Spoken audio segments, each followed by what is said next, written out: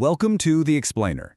Today, we're peeling back the layers on the people who are, right now, building our AI future. Thanks to a brand new report, we get this incredible inside look at who they are, what they're building, and exactly how they're doing it. So, let's kick things off with what even created this field in the first place. Okay, just look at this graph. Before late 2022, you almost never heard the term AI engineering. It just wasn't a thing. Then ChatGPT launched, and interest didn't just grow, it went completely vertical. And as you can see, it hasn't come back down. This wasn't some flash in the pan, it was the birth of a whole new industry. So that begs the question, right? Who are these people? Who are the actual builders on the ground floor of this massive boom? And that brings us to our first section, the new AI engineer. We're going to dive into what they call themselves, what they actually do, and a really surprising fact about how much experience they have, or don't have. So if you survey 500 of these builders, yeah, software engineer or AI engineer is the biggest slice of the pie. But that's just scratching the surface. You've got researchers, you've got founders, even VCs, all getting their hands dirty and actually building stuff. And this really gets to a bigger truth. As Barr Yaron from Amplify Partners, who presented all this research, said, titles are weird right now. What's on your LinkedIn profile in the world of AI probably doesn't tell the whole story of what you do every day. Now, get this. This is a fascinating paradox. We're looking at really seasoned developers, people with more than a decade of experience. But almost half of them are total newbies to AI, with less than 3 years in the field. And even crazier, 1 in 10 of those veterans just got started in the last year. It just goes to show, in AI, everyone's kind of new. Okay, so we've got a handle on who these builders are, but what are they actually making?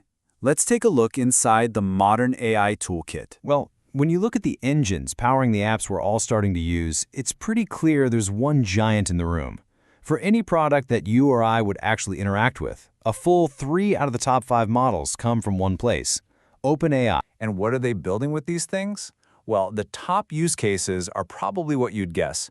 Tools to help write code, writing assistants, stuff to generate marketing copy. But that's not really the interesting part of the story. The real story is just how many different things people are building.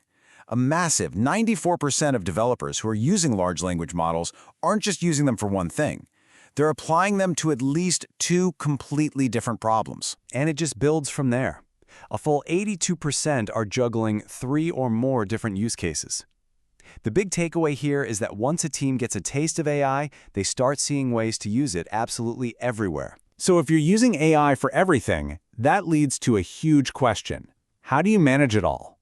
Well, the answer seems to be this constant, incredibly fast-paced cycle of updating, prompting, and tuning. Basically, there are 2 main ways to customize these big AI models.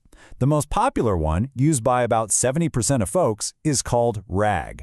The best way to think about it is like giving the AI an open book exam. It can look up new information to answer your question. The other method, fine-tuning, is more like sending the AI to a super specialized school to become an expert in one tiny thing. It's less common, but researchers really love it. And the speed of all this is just relentless. More than half of all builders are swapping out their main AI model at least once a month. But the prompts, the actual instructions they give the AI, are changing even faster. 70% update those at least monthly. And here's the kicker. 1 in 10 developers are tweaking their prompts every single day. All right, so that's the picture of today. But what about tomorrow? Let's pivot and look at where this whole world is heading next. And 2 things really stand out: agents and audio. Right now, we've got what's called a multimodal production gap. Basically, text is king. Everybody's using it. Image and video, way behind. But now look at that last row. Audio. Its use today is super low, but its plan to adopt score, it's the highest on the chart.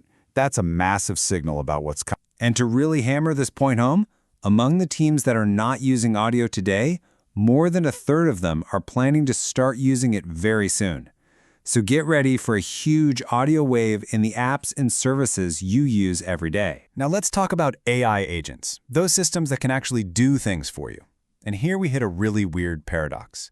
Ask an engineer if standard language models are working well, and a full 80% say yes. But then ask them about agents, and less than 20% say the same.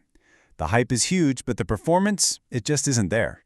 Yet. Okay, for our last section, let's bring it all back to the humans. We're going to look at their single biggest frustration, and then some of their truly wild predictions for the rest of us. So I want you to guess, what's the single most painful part of building with AI? Is it the cost? Is it trying to keep up with all the new models? Is it a lack of good ideas?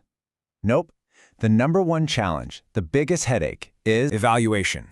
Just one word, but it's a massive problem. According to the people building this stuff, the absolute hardest part of their job is just knowing if the AI is working. Is it good? Is it right? Is it safe? Figuring that out is the central challenge in AI today. All right, let's shift gears from the struggles of today to some pretty wild predictions about tomorrow.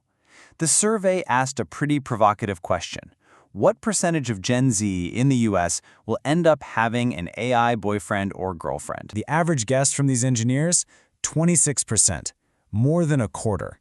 That is a pretty stunning forecast coming straight from the people who are building this technology. Which, might just give us a whole new breakup line for the future. It's not you, it's my algorithm. And they had a few other quick predictions too. Most of them believe that AI agents should have to tell you they're an AI. Most of them think the core transformer architecture is here to stay and will still be dominant in 2030. And finally, most of them expect that the gap between open and closed source models to basically disappear over time. And that really brings us full circle. Because if the number one challenge for the experts, the people who live and breathe this stuff, is just knowing if the AI's answer is any good, then the final question is really for all of us. As this tech gets woven deeper into our daily lives, how are we going to know if it's getting the answers right?